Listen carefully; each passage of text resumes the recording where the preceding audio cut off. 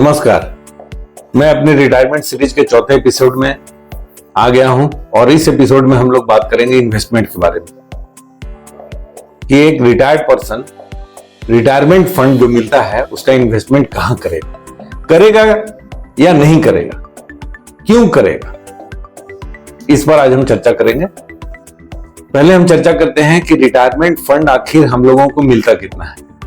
लगभग 1 करोड़ तक मिल जाता है, ग्रेच्युटी, प्रोविडेंट फंड और लीव एनकैशमेंट। 80-90 लाख का तो टोटल आ ही जाता है।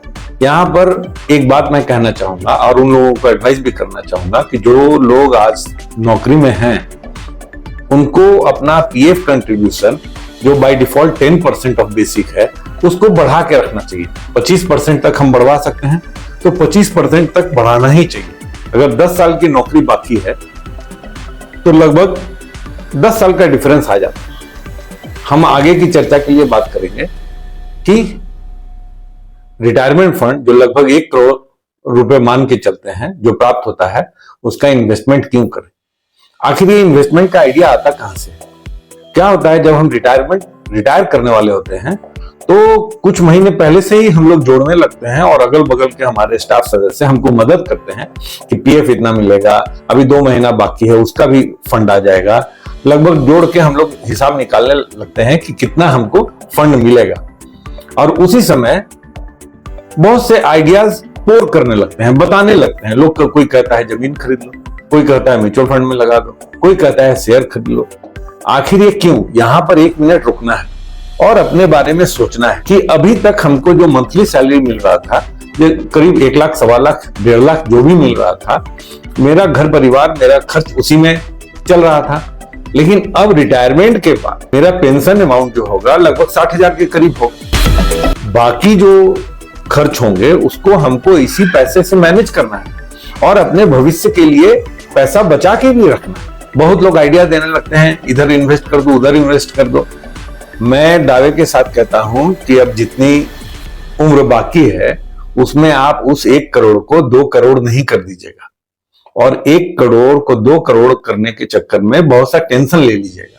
इसलिए उस तरफ सोचिए ही मत। हम कितने साल जिंदा रहते हैं? लाइफ एक्सपेक्टेंसी इंडिया का 70 ईयर्स है, यूनाइटेड स्टेट्स ऑफ अमेरिका का 77 ईयर्स है, जापान का 84 ईयर्स है। चलिए हम लोग जिस ग्रुप से बिलोंग करते हैं, जिंदगी भर बैंक में नौकरी की, अपने सेहत के प्रति अवेयर रहते हैं, समय पर दवा लेते रहते हैं, तो लाइफ एक्सपेक्टेंसी अपना बढ़ा के 80 साल कर देते हैं।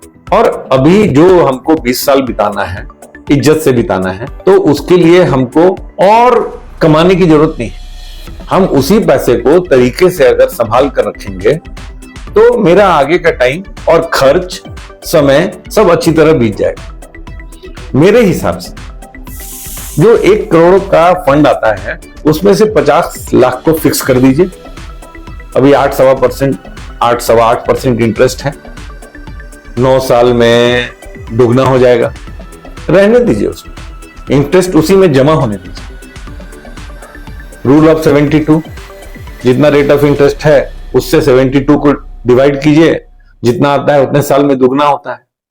50 लाख के 8.25% के डिपॉजिट पे लगभग 5 लाख, 4 लाख के करीब ईयरली इंटरेस्ट आएगा और वो मैच्योरिटी पे 10 साल पे 75 लाख हो जाता है।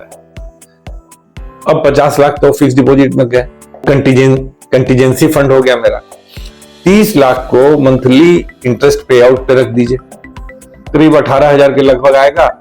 60,000 पेंशन, 18-19,000 ये इंटरेस्ट, तो 80,000 में मेरा खर्च जस के तस चलता रहता है। होता क्या है कि हम रिटायर तो कर जाते हैं, मंथली सैलरी घट के पेंशन में चला जाता है 60,000 में, और खर्च तो मेरा घटता बढ़ता नहीं, खर्च तो वही का वही, और वो दिन ब दिन बढ़ेगा ही। तो 80,000 में लगता है मंथली एक्सपेंसेस और छोटी मोटी जरूरतें पूरी हो जाती है।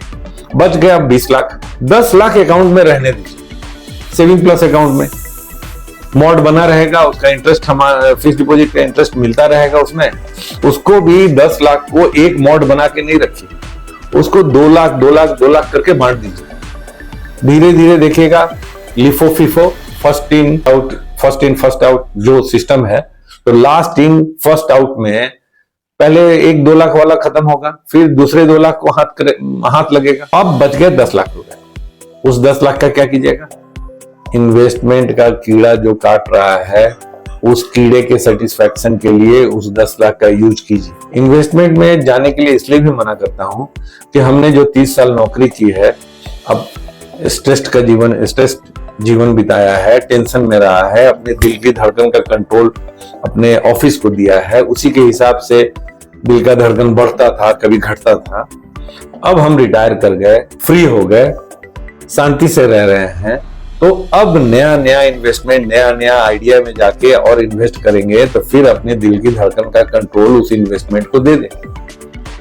वो घटेगा तो ये भी धीरे हो जाएगा, वो बढ़ेगा तो ये भी तेज हो जाएगा। लोग हमेशा आइडिया देते रहते हैं म्यूचुअल फंड में। ये सब चीजें हैं यंग एज में इन्वेस्ट करने का। हमने आपने भी किया है, हमने आपने भी कर रखा है, फंड अभी तक है हमारे पास। उसका ठीक से हिसाब किताब कीजिए, जो बढ़िया ग्रोथ में नहीं है उसी को चेंज कीजिए, उसी में मन लगाइए। इस तरह इस अपने 1 करोड़ को मैनेज कीजिए, कुछ म्यूचुअल फंड में लगाइए, कभी निकालिए, डालिए, मन लगता रहेगा। एक चीज याद रखिए, बुढ़ापे में अगर इज्जत पानी है तो 2 चीज जरूरी है, एक सेहत और एक पैसा।